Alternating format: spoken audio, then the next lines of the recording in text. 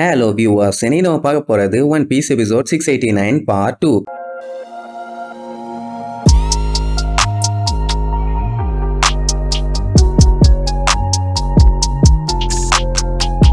Open பண்ணா போன பாட்டுல நம்ம லூஃபி ஷார்ட்கட்ல வரான்னு சொல்லி ஓங்கி ஒரு குத்து விட்ட அந்த இடத்துலயே பெரிய ஓட்டம் ஒண்ணு போட்டால அவன் அப்படி ஒரு அடி அடிச்சதுலயே அங்க இருக்க அத்தனை பேருமே திருவாங்க. கேவண்டிஷ் கிங்கு அவன் இவன்னு எல்லாரும் பார்த்துட்டு மிரண்டுவானுங்க. அதுலயே அந்த சிஞ்சாவை பார்த்துட்டு சிரிச்சுக்கிட்டே இந்த மாதிரி விஷயம் எல்லாம் கண்டிப்பா கார்போட கிராண்ட் சன்னால மட்டும்தான் பண்ண முடியும். பரவாயில்ல பையன் நல்லா ஸ்மார்ட்டாவே வேலை பார்த்துட்டான்னு அவனை பாராட்டி தள்ளிட்டு இருப்பான். இவனுங்களே பார்த்து மிரண்டு போறானுங்கன்னா இப்ப வில்ல பழுக அவனுங்களுமே கொஞ்சம் ஸ்டனாய் தான் நிப்பானுங்க. அந்த டைமுங்கும் போது அவனுங்களை நோக்கி ஒரு பெரிய பாறை ஒண்ணு வரும். அந்த கிளாடியஸ் கேஷுவலா அவன் கையை வச்சு பட்டால்னு வெடிச்சு திருக்கி விட்டுருவான். கொலகார பயல்களா இருக்கானுங்க ஒருத்தனும். சோ இப்படி எல்லாருமே ஸ்டார் ஹேட்டால கன்ஃபியூஸ் ஆன அந்த டைம்ல சிஞ்சாவும் மத்தவங்க எல்லாருமே அடிச்சு புடிச்சு அடுத்த லெவலுக்கு ஓட ஆரம்பிச்சிருவாங்க. அந்த கிளாடியஸ்க்கு கடுப்பாயிரும். அவன் இந்த மாதிரி எப்படி பண்ணானே புரியல. அந்த கேப்ல இங்க இருக்க எனிமீஸ் எல்லாம் விட்டுறாங்கடா கொய்யாலைகளா போய் அட்டாக் பண்ணுங்கடான்னு கத்திட்டு இருப்பான். அதே நேரம் இந்த சத்தம் எல்லாத்தையுமே வெளியில இருந்து கேட்டுட்டு இருந்த கைரோஸ் ஏதோ பிரச்சனை நம்ம சீக்கிரமா போகணும்னு அடிச்சு புடிச்சு ஓடுவான். இங்க லூஃபி ஒரு வழியா மேல பெரிய ஓட்டையா போட்டானா இனி கிளம்ப வேண்டியதானே. இவனுங்களே பார்த்துட்டு வாய பழந்துருவானுங்க.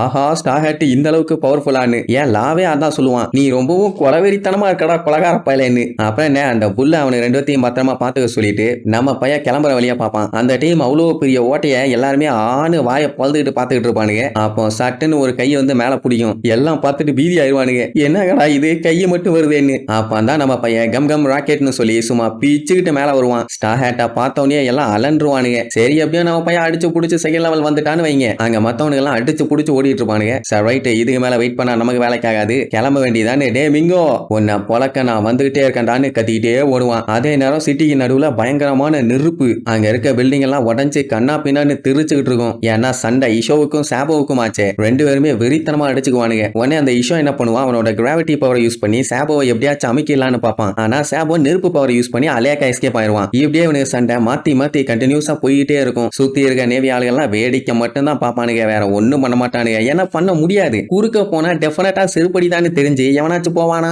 நேவர். சாபோ எல்லாம் சர்ப்ரைஸ் அட்டாக்லாம் ட்ரை பண்ணுவான். ஆனா அவன்கிட்ட வேலைக்கே ஆகாது. அது சாபோவுக்கே நல்லா தெரியும் இஷோவெல்லாம் அவ்வளவு சீக்கிரத்துல சாக்க முடியாதுன்னு. அவனுமே இவனை பாராட்டி தள்ளுவான். ஏன்னா நம்பர் 2 பொசிஷன்ல இருக்கால அடுத்த ஜெனரேஷனோட லீடரே இவன் தான். சோ அப்படி இருக்கும்போது உன்னோட அட்டாக் நல்லா ஷார்ப்பா ஹெவியா தான் இருக்குதும்பா. சரி ஓகேன்னு சொல்லிட்டு மறுபடியும் மகன் அடிச்சுக்குவானுங்க. அப்படியே அங்க கட் பண்ணி ஸ்மைல் ஃபேக்டரியோட ஆப்போசிட் சைடுல காட்டுறாங்க. அங்கதானே பிராங்கி மகன்னு சண்டை போட்டுட்டு இருக்கான். அப்ப அந்த லிட்டில் பீப்புள்ல ஒரு ஆள் கூப்பிட்டு நான் சொல்றத நல்லா கேட்டுங்க, அந்த ஃபேக்டரியோட டோரை ஓபன் பண்ண என்கிட்ட ஒரு ஐடியா இருக்குது. நீங்க அது வரைக்கும் அந்த சீனியர் பிங்கை மட்டும் கொஞ்சம் பிஸியா வச்சுக்கோங்க, நாங்க மிச்சம் எல்லாம் பாத்துக்கிறோம் வாங்க. சூப்பர்னு சொல்லிட்டு இருக்கும் போதே பின்னாடி இருந்து நீச்சல் அடிச்சு வந்துட்டு இருப்பானா. ஓங்கி ஒரு குத்து வைக்கலான்னு போறதுக்குள்ள சட்டுன்னு பின்னாடி வந்து பொட்டுன்னு தூக்கி அடிச்சிருவான். WWE பிறந்த நாயா இருப்பான் போல அவனா தூக்கி அடிக்கிறான். அப்படியே கட் பண்ணா டவுன்ல இருக்க மக்கள்லாம் மேல நம்ம ரெபேக்கா ரோபின் பார்த்தலோமியோன்னு எல்லாம் பறந்து வரத பாத்துருவாங்க. 2 பிரைஸ் நம்ம கிட்ட மாட்டிட்டாங்க, இவங்களை விடக்கூடாதுன்னு சொல்லி கண்ணா பின்னான்னு கிறுக்கு பழுக சுட ஆரம்பிச்சிருவானுங்க. நல்ல வேலை நார்மல் மக்களுங்கிறதுனால ஒழுங்கா அவங்களுக்கு எய்ம் பண்ணி சுட தெரியல. ஆனா ஏதாச்சும் 1-2 புல்லட் உடம்புல பட்டா சிக்கல் தானே. பார்த்தலோமியோ பச்சையா திட்டுவாண்டு,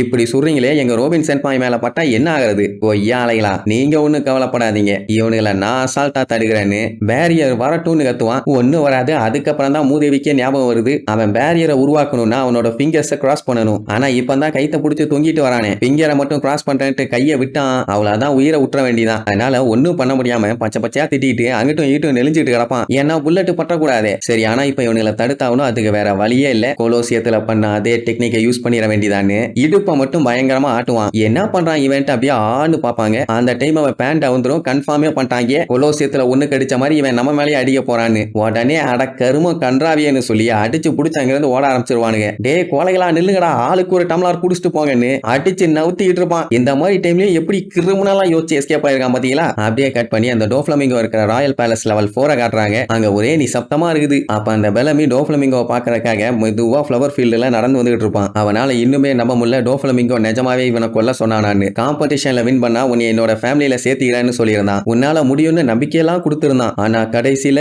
அவன் ஆளை யூஸ் பண்ணி என்ன கொல்ல ட்ரை பண்ணானா. என்னால இதை இப்படியே விட முடியாதுன்னு அப்படியே பயங்கர வெறியில போவான். அப்படியே கட் பண்ணி டோஃப்ளமிங்கோவை காட்டுறாங்க. அவன் கையில கேஷுவலா ஒரு கீயை தூக்கி போட்டு புடிச்சிட்டு இருப்பான். அந்த டைம் ட்ரபிள் வந்து பார்த்துட்டு எப்பா உன்னோட குளோனோ நீங்க இருந்துச்சு அதை அட்டாக் பண்ண அனுப்பி விட்டியான்னு கேட்டா, ஆமா அதெல்லாம் நமக்கு தேவையில்லை, அதான் சில விஷயத்த சொல்றதுக்காண்டி அனுப்பி விட்டுருந்தேம்மா. என்ன விஷயம்னு கேட்டா சொல்ல மாட்டான். அவன் ஒரு கேள்வி கேட்பான், உங்க எல்லாத்துக்கும் ஃபர்ஸ்ட் எப்ப மீட் பண்ணோன்னு ஞாபகம் இருக்குதான்னு கேட்பானா. உடனே எல்லாம் ஆமா நல்லா ஞாபகம் இருக்குது, அவன் ஒரு லூசு, கிறுக்கு பையன், மென்டலு அப்படி இப்படின்னு சொல்லுவானுங்க. ஆனா டோஃப்ளமிங்கோ அவனை சின்ன வயசுல பார்க்கும்போது என்னைய பார்த்த மாதிரியே இருந்துச்சும்பா. அண்ட் அது மட்டும் இல்லாம அந்த வயசுலயே அவன் என் ரைட் ஹேண்ட் மேனா ஆக போறான்னு சொல்லி கன்ஃபார்மே பண்ணிட்டானாமா. ஆனா அவனை என்னோட கையால கொல்ல போறத நினைக்கும் போது எனக்கு அசிங்கமா இருக்குதுன்னு சொல்லுவான். அப்ப அப்படியே ஒரு பிளாஷ்பேக், இண்டஸ்ட்ரீஸ் எல்லாம் பயங்கரமா இருக்கிற ஒரு நாட்டுல எல்லாம் யாரையோ பார்த்து பதறாங்க, அவனை தொடாதீங்க, அவன் பாடி ஃபுல்லா பாம்பு இருக்குதுன்னு. அந்த இடமே கொஞ்சம் கிரீப்பியா தான் இருக்குது. அப்படி அந்த டோஃப்ளமிங்கோட ஆளுங்க யாரை பார்த்து பயப்படுறாங்கன்னு பார்த்தா ட்ரெஃபால்கர்லாம். டோஃப்ளமிங்கோ பார்த்துட்டு, யாரா அந்த பொடி பையன், இவனை ஏன்டா இங்க கூட்டு வந்தீங்க, கூட்டு போங்கடாமா. ஆனாலாம் அந்த டைம் ரொம்பவும் சின்ன பையன், நான் உங்க பைரட் குரூப்ல ஜாயின் பண்ணிக்கிறேன்பா. டோஃபி அப்படியே ஷாக்கா பாப்பான். இப்ப என்னன்னா அவன் எதெல்லாம் பாக்குறானோ அது எல்லாத்தையுமே அவனுக்கு அழிக்கணுமாமா. வீடு, பில்டிங்ஸ்,